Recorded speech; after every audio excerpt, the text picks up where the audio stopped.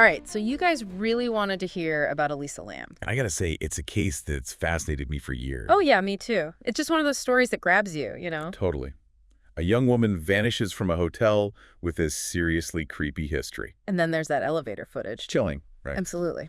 So let's start with Elisa herself. Okay, so we're talking 2013, Elisa Lam, 21 years old, a student at the University of British Columbia. And she was traveling solo, right, down the West Coast? Yeah, she was documenting her trip on her blog.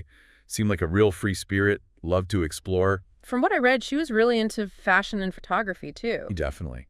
And she was open about her struggles with mental health, specifically bipolar disorder and depression.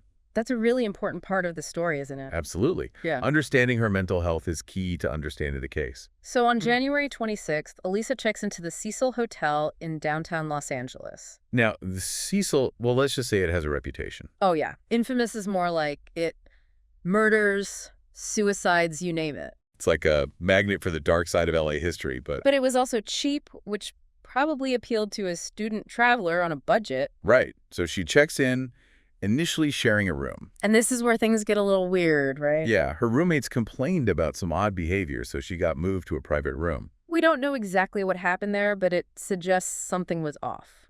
Could be an early sign that something was wrong, maybe related to her mental health. Possibly. Now, fast forward to January 31st, that's Elisa's scheduled checkout date.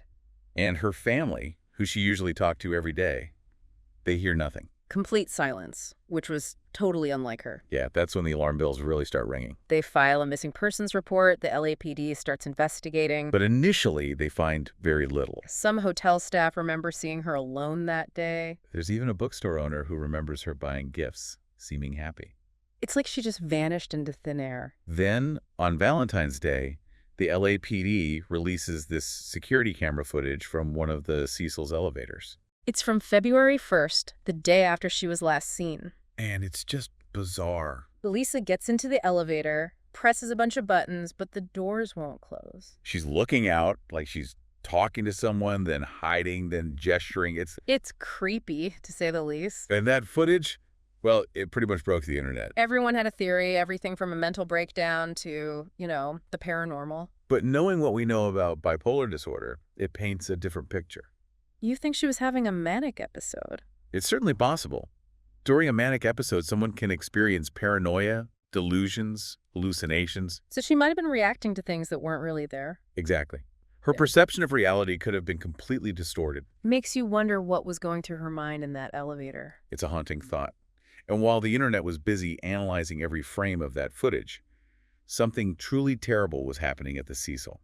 That's when the case takes a really dark turn. Guests start complaining about the water pressure, weird taste, discolored water. And then on February 19th, a maintenance worker makes a horrifying discovery. Elisa's body floating in one of the rooftop water tanks. It was a tragic end to a truly mysterious case. Finding Elisa's body in that water tank, it just sent chills down my spine. Because this shocking discovery, and it changed everything, really shifted the focus of the investigation. Definitely went from a missing persons case to something much darker. Right, and the big question became, how did she end up there? Was it an accident? Was there foul play? The circumstances were so strange. To try and get some answers, the LAPD, they launched a full investigation, did a detailed autopsy. What did they find? So the autopsy report, it came out on February 21st, and concluded that her death was accidental. Accidental? Yeah, the official cause of death was drowning, but... But they also listed bipolar disorder as a significant factor. Exactly. They said it played a major role in what happened. Okay, so her mental health was definitely a factor, but how does that explain her ending up in a water tank? Well, the toxicology report showed traces of her medication, for bipolar disorder and depression. Okay. But the level suggested she might have been under-medicated, or maybe even stopped taking them altogether. And that could have had a serious impact on her mental state. Absolutely. During a manic episode, things can get pretty intense. Distorted thinking, impulsivity, lack of sleep. So it's possible she wasn't thinking clearly, maybe wasn't even aware of the danger. Right, and if she was experiencing paranoia or delusions, she might have felt like she was in danger, even if she wasn't. So even if no one was chasing her, her mind might have been telling her a very different story. That's the thing with mental illness. It can really distort your perception of reality. Okay, so the autopsy points away from foul play, but Mhm. there's still this massive question. How did Elisa get onto the roof in the first The place? roof is supposed to be locked down, right? Mm-hmm. Alarms, security measures, the whole 9 yards. Yeah, it didn't seem possible for a guest to just wander up there. And this is where things get even more interesting, because during the investigation, they found out that those security measures, well, they weren't always fully functional. So there were ways to get up there, even if they weren't supposed to. It seems so. Staff often used alternative routes to access the roof, like the fire escape. Fire escape. Yeah, and you could access it from the guest room floors. Hold on, so there was basically a way to bypass all the security. Looks that way. And we're talking about a hotel with, well, pretty lax security history to begin with. Okay, so getting to the roof might be less of a mystery than we thought, but how did she actually get into the water tank? I mean, those things are huge with heavy lids. Right. That's a good question, and unfortunately, there's no easy answer. Some people think she might have climbed up and slipped, accidentally falling in. But could she have even lifted the lid on her own? That's the debate. Some experts say it would have been nearly impossible, suggesting someone else might have been involved. But then wouldn't there be signs of a struggle or forced entry? You'd think so, but there weren't. And if someone else was involved, where did they go? It just adds another layer of mystery to this whole thing. This is what makes the Elisa Lam case so fascinating and frustrating. There are just so many unanswered questions. You've got a young woman struggling with mental illness, a hotel with a dark history, and then this bizarre death with no clear explanation. It's a perfect storm for speculation and theories. And it's easy to get caught up in all of that, but I think it's important to stick to the facts, even when they're limited. We might never know exactly what happened to Elisa, but we can examine the evidence, consider her mental state, and try to piece together a plausible explanation. That's all we can really do. And I think it's important to approach this case with empathy and sensitivity, remembering that Elisa was a real person with a real story, not just a mystery to be solved. I agree. And I think that leads us perfectly into the next part of our deep dive, where we'll explore some of the theories surrounding Elisa's death and try to make sense of this tragedy. Okay, so we've talked about the investigation, the autopsy, the whole rooftop situation, but there's another piece of this puzzle that I think we need to really dig into. You're talking about Elisa's bipolar disorder. Yeah, I mean, her blog posts paint such a vivid picture of her struggles, her ups and downs, It's clear that she was fighting a constant battle with her mental health. and it makes you wonder, how much did that play a role in what happened at the Cecil? It's impossible to say for sure, but it's definitely a key factor to consider.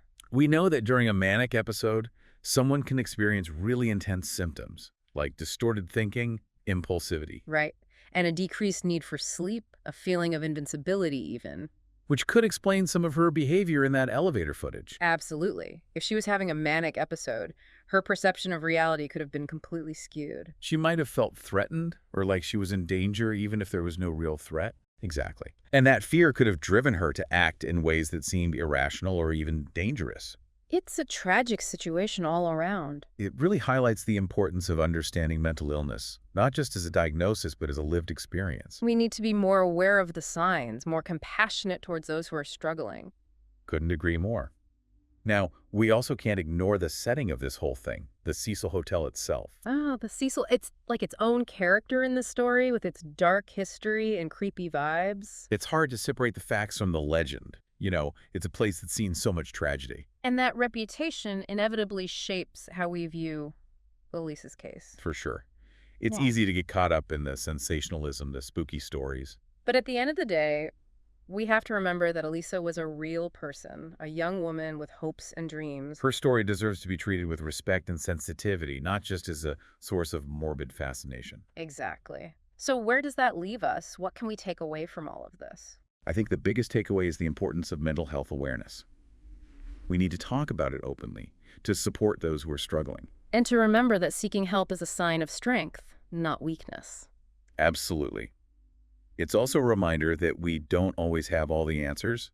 Sometimes mysteries remain unsolved. We may never know exactly what happened to Elisa in those final moments. So we can approach her story with empathy, with a desire to understand, and maybe even with a sense of caution. Caution. I mean, the Cecil Hotel is a reminder that sometimes places can hold on to darkness, you know.